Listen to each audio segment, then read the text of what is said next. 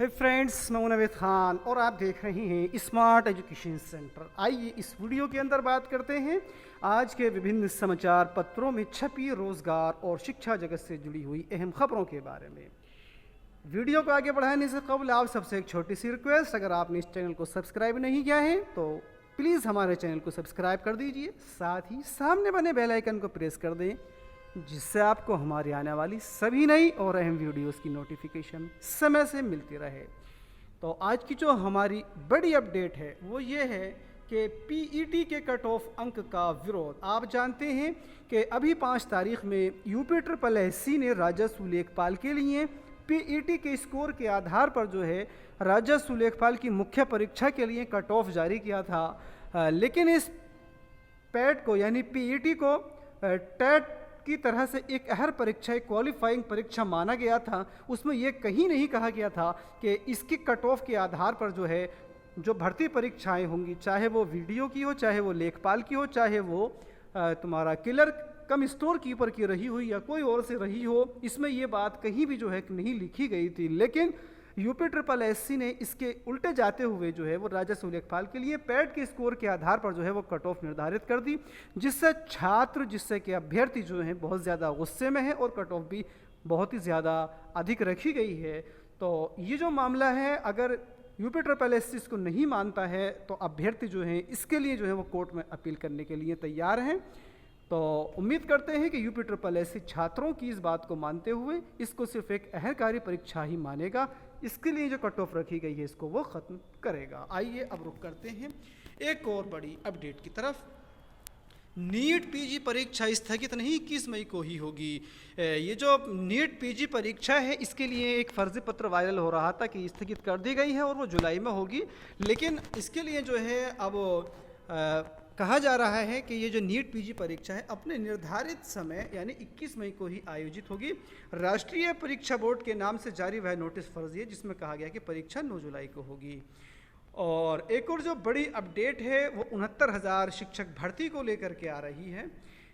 उसमें यह है, आप जानते हैं कि ये जो ये जो विधानसभा का इलेक्शन हुआ है 2022 का, इससे कुछ महीने पहले जो है योगी सरकार ने 69,000 भर्ती में जो है एक और भर्ती निकालने की घोषणा की थी कि 6800 जो है वो ओबीसी के जो रिजर्व पद हैं उसकी जो है भर्ती की जाएगी। लेकिन इससे बहुत सारे जो अभ्यर्थी हैं वो नाराज़ हो गए और वो जाकर के हाई कोर्ट की उन्होंने शरण ली है। तो हाई कोर्ट ने अब कहा है कि 69,000 भर्ती का चूंकि विज्ञापन एक ही बार निकाला गया है तो अलग से उसके लिए जो है उसमें भर्ती के लिए कोई जो है अलग से विज्ञापन नहीं निकाला जाएगा। तो ओबीसी के लिए जो ये 6800 भर्ती का जो अलग से इन्होंने अपना एक आदेश जारी किया था उस पर जो है फिलहाल हाई कोर्ट ने रोक लगा दी है। तो 69,000 की जो भर्ती है ये इसके लिए एक बड़ी अपडेट है। इसमें लिखा भी है कि बिना विज्ञापन भर्ती नहीं कर सकती है सरकार। विज्ञापन सिर्फ 69,000 का निकला था, 6800 का कोई अलग से विज्ञापन नहीं निकला, नहीं उसकी कोई परीक्षा हुई है। आइए रुक करते हैं एक और बड़ी अपडेट की तरफ।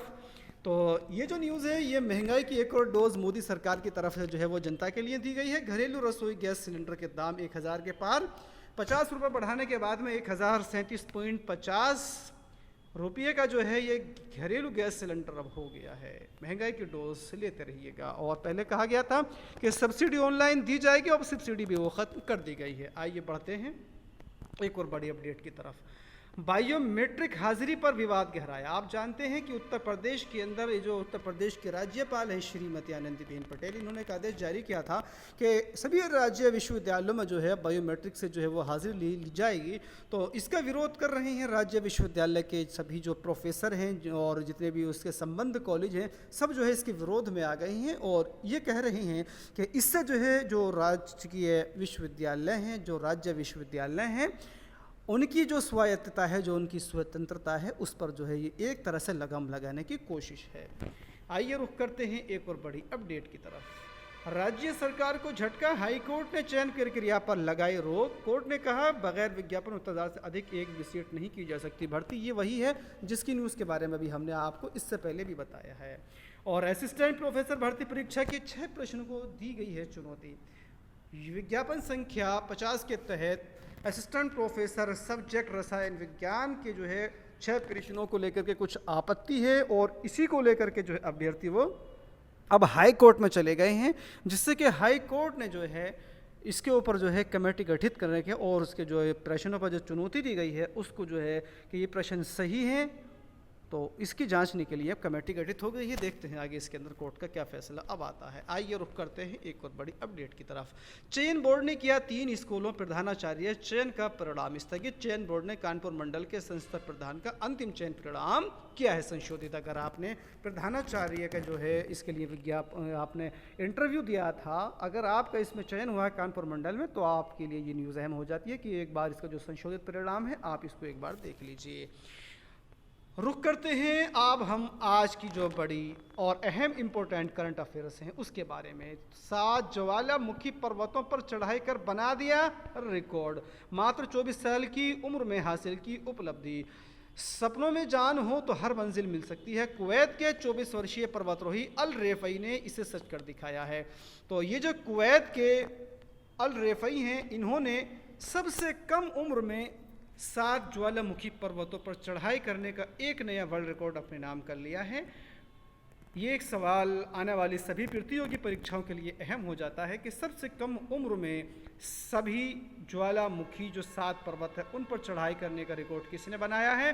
तो सबसे कम उम्र में 7 ज्वालामुखी पर्वतों पर चढ़ाई करने वाले बन गए हैं कुवैत के अल रेफई। आइए रुख करते हैं अब हम एक और इंपॉर्टेंट करंट अफेयर की तरफ। दिल्ली मेरठ कॉरिडोर पर विदेशी कंपनी चलाएगी स्वदेशी ट्रेन।